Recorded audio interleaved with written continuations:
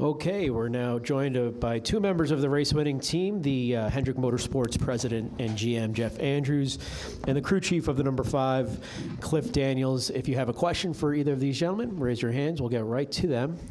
Who wants to lead us off? We'll go over here to Jeff and then to Mitchell. Yeah, Cliff, I mean, the speed that you guys had today, I'm sure that you were expecting this and hoping for this, but is this indicative of what you thought the season would be like for Chevrolet and for Hendrick to come out like this? I mean, I think one advantage that we probably have right now is, just the continuity of what we know of our car. To be honest, I thought the Toyota's pace was pretty impressive today. Like the 45 was really good. Just knowing that their car is different, I would imagine the balance and some of the handling characteristics are a little bit different just from an aero standpoint. So the continuity of our stuff and the depth of our notes, I think was really helpful for today. We're going to have to keep evolving pretty quick because the more they start to get their stuff figured out, the gap's going to get closed. And to be honest, I know that, win both stages and win the race, you would say we had the dominant day, but there were some cars that were pretty tough right there with us. And at the end of long runs, the 45 was there every time. So I think the gap is actually tighter than what it may look on paper. Mitchell?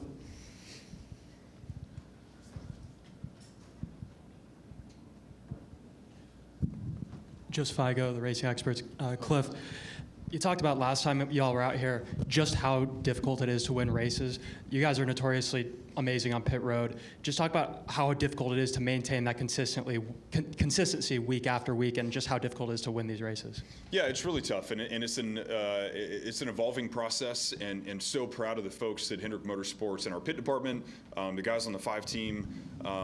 It may sound cliche to say of how much work they put in, but they really do. Even rainy days now, we've figured out how to do pit stops on rainy days and things like that for pit practice. They put in the work, and when you put in the work and you have the reps, we have all the same guys, all the same team from last year. They know each other, they understand each other, and you just have to keep evolving, which is what they've done. Middle of the race, we had a couple wonky pit stops. Things got weird with how we were flipping some tires around, but the 5 team, they executed so well on pit road at the end of the race. That was really cool. Any more questions for either Cliff or go to Bob, and then over here. Bob Hockers, Fox Sports. For Cliff, I mean, is there any sort of sense of relief in the sense of you had the speed here in October and you come back and it's still there? Yeah, I would say it's a relief for sure. And to the point I mentioned, it's really fun to be a part of with all the folks at Chevrolet right now. We don't have a new submission, and we know the other OEMs do. And everyone at Chevrolet, everyone at Hendrick Motorsports, like our sense of urgency is there. Like we know that we've got to keep evolving, kind of like I mentioned to Jeff, just the continuity of our stuff and keep understanding our stuff better. So we still have to push. We still made setup changes from the fall to here because we didn't quite have the long run pace that some other guys had in the fall. I would still argue we needed a little bit more today. We've got to keep evolving and we've got to keep pushing. So to your direct question, yes, it was a relief, but certainly not satisfied. And because you won this week, will that impact anything on maybe how you start practice next week with the new diffuser? I mean, will you maybe go in a route just to see, because since you kind of have a win in the bank now? Totally valid question. The cake is mostly baked for everyone's Phoenix stuff. The cars are going to leave Tuesday morning. So in the next 24 hours, there's just not a lot that you're going to do different to the cars from the shop prep. When we get there, I'm sure there's things that we may talk through and look at with our teammates of trying to be the most helpful for the practice plan since you have a full practice.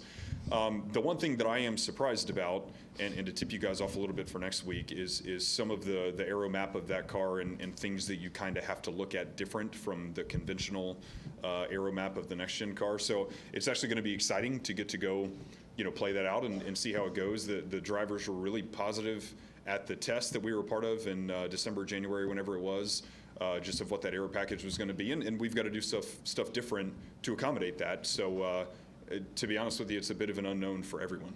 Did you get that aero map from the wheel force test to the weekend? It's been evolving. So we knew some of the aero of what that was because it wasn't really on the plan. That actual configuration wasn't on the original test plan for the December test. I think it was December. And it was very late in day 2 after feedback from the drivers of, hey, we want this spoiler and let's try this diffuser again, that I applaud NASCAR. They completely listened to the feedback of the drivers. Hey, let's bolt it on and go do some more group runs. And it actually raced pretty well. And the drivers liked how they could drive the cars a little bit more sideways, have a little bit more to lean on. And then to your question, Bob, yes, there was a wheel force test. So we've kind of been evolving it from that point. I would imagine everybody's been investigating the same stuff. So yeah, it'll be interesting to see. And obviously we're all optimistic to do anything we can do to improve the short track racing. Go over here. Hey, Roger, UNLV Rebel Report. Cliff, ever since you and Kyle paired up, you guys got 3 wins here at this track. Seems like you hit the spot on the setup every time. So what makes this track so special for you two? I would argue a lot of it, he is so good at tracks with a lot of character. That's a testament to the different types of cars that he drives all the time. He can adapt to so many different things. We're going to see him do that here in about 3 months, which is going to be a lot of fun to watch. He's so good at moving the different lanes and how the car reacts in those different situations. I would argue we haven't had the outright best car every time that we've won. He's done a really good job on restarts. We all know how important clean air is. And yeah, we've given him something that he can drive and do what he's good at to go put it in position. Obviously, we're now joined by the race-winning driver, Kyle Larson. We'll go over here and then continue on. Tom Zaleski, Iron County Today. For you, Cliff, how heavy were you relying on your notes from last fall in relation to today, or did it play any part in your setups at all? Yeah, it did a lot, and the derivation of where we were today was completely from the fall, and really identifying our weaknesses. Kind of like I mentioned earlier, at the end of the fall race, especially at the end of long runs, we were pretty weak. We had great short run pace, but we didn't have very good long run pace. So we took what that foundation was, we built on it and evolved, and I think we closed the gap from short run pace to long run pace a little bit better for today, and we'll look to do more of that for next time as well.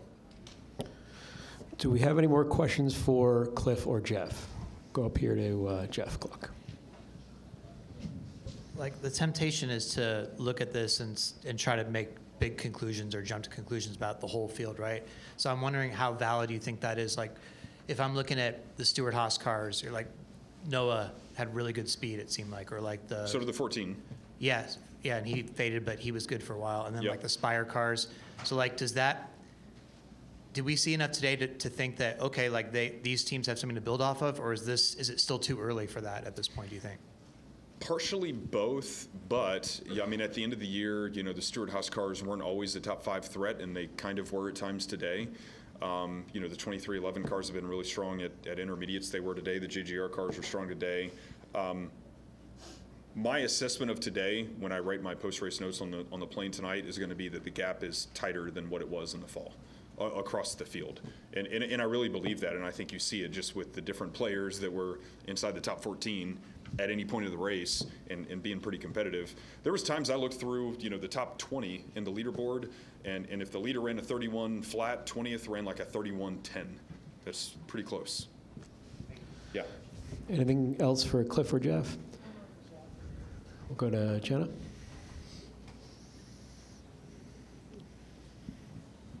Jennifer, AP. Jeff, 2 wins in 3 races. I know it's 2 completely different style tracks, but number one, how important is that for Hendrick to get off to that kind of start with 2 different drivers? And then also Chevrolet remained undefeated at 3-0, which I know that they've got to be pretty pleased about. So you've got to be off the hook for a week or so.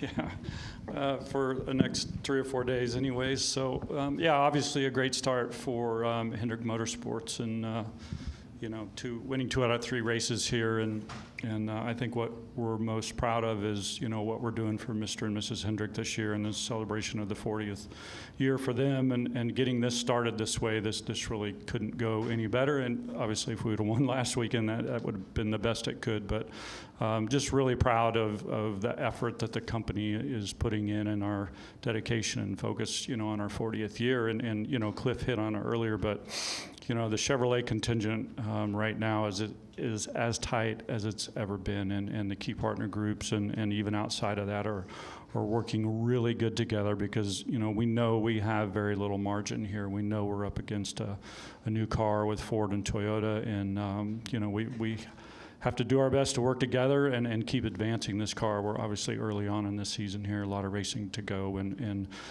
they will get there. As Cliff said, 45 was very good today, and you saw a couple Fords up there. And any time that you change a platform on those cars, as much as they've had, it's going to take a little bit of time. But both of those OEMs certainly have a lot of potential, and we're going to have to keep pushing really, really hard to keep ourselves in contention through the early part of the summer here, and then set ourselves up for the fall. Jeff, Cliff, congratulations. Thank you for your time, and safe travels home. We'll now continue on with Kyle. We'll start here, and then in the middle, and then go to Lee, Jerry, and around. Hi, Kyle. Crystal Clay from RacingRefresh.com. It's NASCAR's 20th anniversary year for the D4D program, and in the last 2 weeks, we've seen three graduate winners of the D4D program, including yourself. So have you recognized that? Is that important to you, and why? Well, yeah, that you mentioned it, I think that is really important. That's really cool. With Suarez winning last week, was super proud and happy for Raja on Friday night. Not only because it's Raja and everything that he means to the sport, but with Hendrick Cars .com on his truck. And then myself winning here today. It is pretty cool for sure. So the D4D program was good for my career. Kind of gave me my introduction into stock car racing and gained a lot of experience not only on the racetrack but off of it as well. With everything that they offer there at Rev Racing when I was there. I'm sure it's changed quite a bit since 2012. But regardless, they've produced some great drivers, and it's cool to see. And hopefully we can add some more D4D guys onto the championship lifts down the road. Yeah, and just a note, thank you for bringing the D4D program up. Kyle's the 4th this year, starting with Nick Sanchez also at Daytona. We'll go to Lee next. Lee Spencer, Catchfence.com and NASCAR Series XM Radio. Typically, you and Reddick race really well together. You guys put on some exciting events, but you also both like ripping the top. But today, the bottom line seemed preferable. He said you kind of took the bottom, and he would have liked to have been down there. Can you just kind of talk about a little bit of the cat and mouse going in the closing stages? Yeah, I knew it was going to be cat and mouse. I knew I was going to have to kind of catch him off guard with a late kind of block.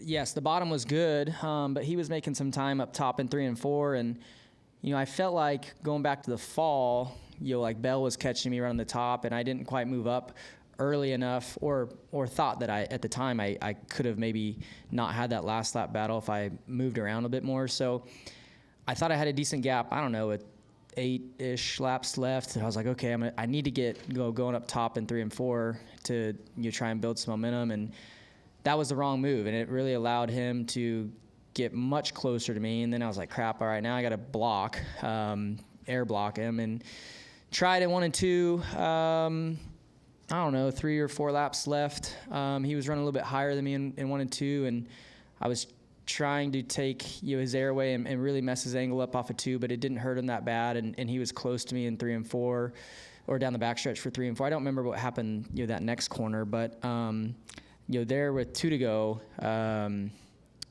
he expected, I think, me to run the middle or top or something, and I was able to do kind of a nice lazy arc to the bottom and take his airway in the center of 3 and 4 and got him tight. And yeah, that killed his run down the front stretch, and thankfully that was the white flag. So I knew as long as I hit my marks, I was going to be safe to the checker, just because it seemed like when I blocked him maybe once earlier, it took him like a lap and a half to get that run built back to me to where I was going to have to block again. So yeah, thankful it all kind of worked out there. But as you mentioned, yeah, I have a lot of fun racing Tyler.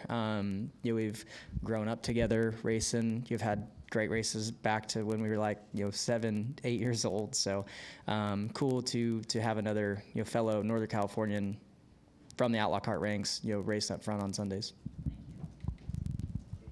Jerry, and then Jeff. Jerry Jordan, KickingTheTires.net. So I know we're only 3 races in, but when you got on your roll to win your championship, started here. Any vibes for you for looking forward to the rest of the season and getting this win the fashion you did today and going forward? I don't know. I mean, next gen racing is so much different than 2021. So, who knows? I mean, yes, I think we have the potential within our team to do that.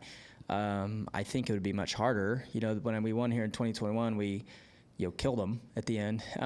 In this, we had to fight really hard for it. So as Cliff mentioned, the field is much tighter, so that's going to make winning much tougher than back then. But again, I think our team is well capable of it. I feel like we've done a really good job of executing to start the year. Daytona was going really well until it didn't there at the end. Atlanta was going great, until it didn't. And then today, we did everything great from start to finish. So, pit crew, pit calls, restarts, the car itself, myself in the seat, blocking the right way and making speed while doing it was good. So, if we can carry that on, I think, there's definitely, potential to have a great season like we did in 2021. But 11 wins that year, I don't know. That'd be really hard in the next gen era. So, also, did Owen plan to hijack your celebration? Did he know he was going to do that, or it looked pretty fun out there? Well, I wasn't surprised, I guess, because when we won here in the fall, he did the same thing. He ran all the way, I think, from watching it, grandparents' motorhome to all the way to the start-finish line. So he was huffing and puffing when he got there, but.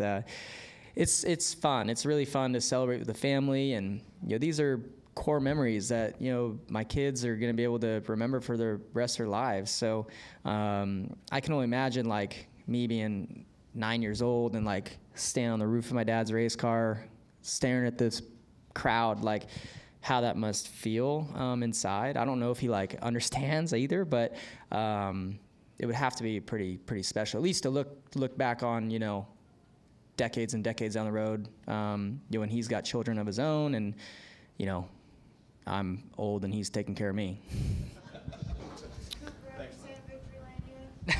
No, I don't think Cooper understands much other than just stuffing his face full of food. So, no. Kyle, when you're trying to air block, like with the battle with Reddick, how much are you looking behind you and how much are you looking forward? Is it like a 50-50 split, or how does that go? Yeah, I would say it's got to be somewhat 50-50, like once you're like in the corner, especially, 3 and 4, you're more out the windshield because it's a more like line sensitive corner, especially when you're trying to run the bottom. But as you even before you exit turn 4, you're already like looking in your mirror and trying to judge the run that's coming behind you. And then as you turn off into 1, you kind of have, like, at least for me, I don't know about other people, but kind of like you're looking where you're going, but the way the mirror is, you can kind of like out of your peripheral see, his angle. And then like once I get loaded, then I can, look again and add wheel if I need to block or release wheel, to let it wash up or whatever. So, and then, yeah, same thing down the backstretch.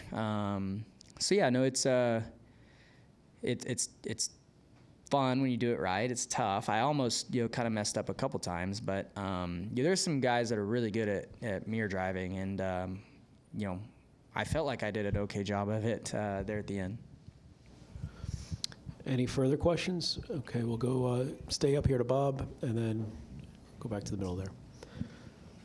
Bob Hawkers, Fox Sports. It doesn't seem like there was a whole lot of difference from 4 months ago. I'm curious, just is that a relief? Does that give you confidence? Just, I assume there's always questions when you come back to a place that you kind of dominated.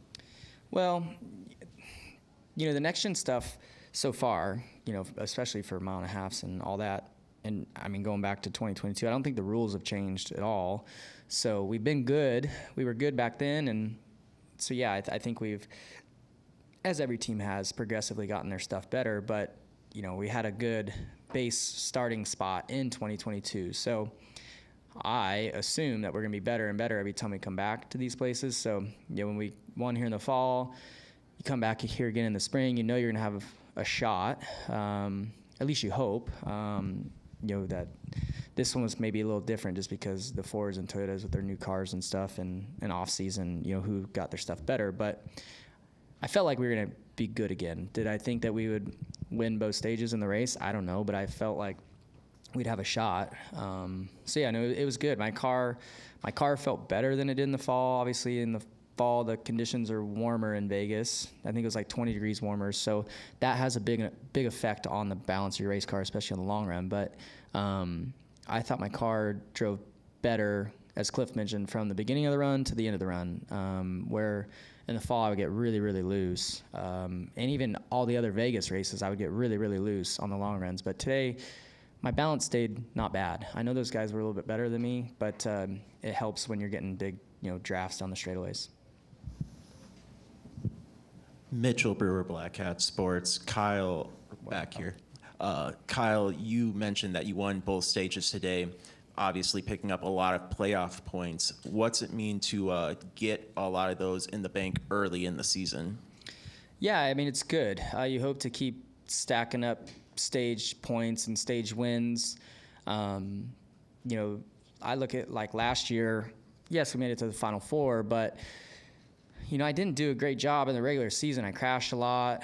We didn't finish as high up as the speed in our car in the regular season, so there's a lot of bonus points on the table for the end of the regular season. So it's kind of a priority of mine this year is to try and do a better job in the regular season to make life a little bit easier once you get to the playoffs. So yeah, having days like today early in the year definitely helps things, but you still have to carry it on throughout the next 20 whatever it is, 2-3 races before the playoffs start, and then yeah, once you get in the playoffs, there's still a lot more points out there. So just try to be more consistent than I was last year, and like I said, finish all the laps, and hopefully the points will kind of take care of themselves.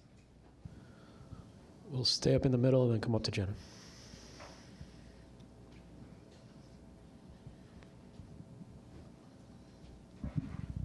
Hey, Roger, UNLV Rebel Report back here. Obviously, Phoenix is next. It's a track where you won one of your biggest milestones in your racing career. So what are going to be the keys for you to go back-to-back over there? Yeah, I don't know. We have a slightly different aero package, I believe, for next week than what we've had at any other race. And I was a part of that aero test at Phoenix throughout the off season, but I don't even remember what exactly is on the car for next week or what run from the test that was. But yeah, regardless, it's an important race next week to gather data. Hopefully we're fast and all that. Phoenix is not honestly been like a great track for me. I feel like in the next gen stuff, we were pretty good in the spring last year, but there was others that were a lot faster. And then, in the championship race, our team just executed super good to even give us a shot at winning. But Blaney was like way faster than we were in the fall race. So, yeah, just try to gather data and assess and build on your package for short tracks, and in hopes that you're racing for a championship in November. I noticed when you climbed out of the car in victory lane, you had the Prime bottle with you. Congrats on the deal. So how did that deal come together, and do you think we will see a paint scheme in the future with them? I don't know. I mean, I think there's definitely, hopefully, opportunity there for that relationship to grow. It's a massive brand for sure. So I'm happy to be a part of it and introduce it to the NASCAR world. So yeah, it's great. It's cool to get a win with them and be chugging the bottle in victory lane. So yeah, I look forward to that relationship growing, and hopefully they enjoy having me a part of their brand as well. Go to Jenna. Kyle, I wanted to ask you about the bells. Is that just a number 5? Is that just a Team 5 thing? I believe so. I don't know if they did that in victory lane at Daytona, but so the bell thing, I'm sure like you would know, like the bells are pretty important, yeah, at the shop, and I don't know where it like originated from, just because I'm much newer at Hendrick, but I know like even at Rick and Linda's wedding anniversary last year, like they had a bell, you know, that everybody would, when they left, you would ring it. So the bell has always been important to Rick and Linda and Hendrick Motorsports. And this off season or preseason, I'll call it, we all got together, the team, the 5 team at Hendrick Automotive Group, and you just kind of get pumped up for the season. And Daryl Jackson, he's hilarious. But yeah, he brought 3 bells to the little get together and told us to keep one on the hauler for whenever we win. And then I got to take one home, and Cliff as well. So yeah, that bell will travel with us every week, and we'll be ringing it loud and proud in Victory Lane, hopefully a lot this year. Is that because you expect to win so much you can't get back to the shop in time to win all to ring the bell so much? I don't know. They work around my schedule quite a bit. So, aside from 2021 with COVID and all that, every win since then, I've gotten to go through all the different areas of Hendrick Motorsports and shake everybody's hands and let them ring the bell and get to celebrate a little bit with them. So, yeah, that's special. It's a really cool thing that they do. Even Junior Motorsports has adapted it. You know, when we won a race with them at Watkins Glen a couple years ago, I got to go to their shop and same sort of thing. You have everybody ring the bell. So, yeah, it's cool. And hopefully, now it's a tradition for the 5 team going forward. Any final questions for Kyle? All right. Well, Kyle, congratulations. Safe travels home and good luck next week in Phoenix.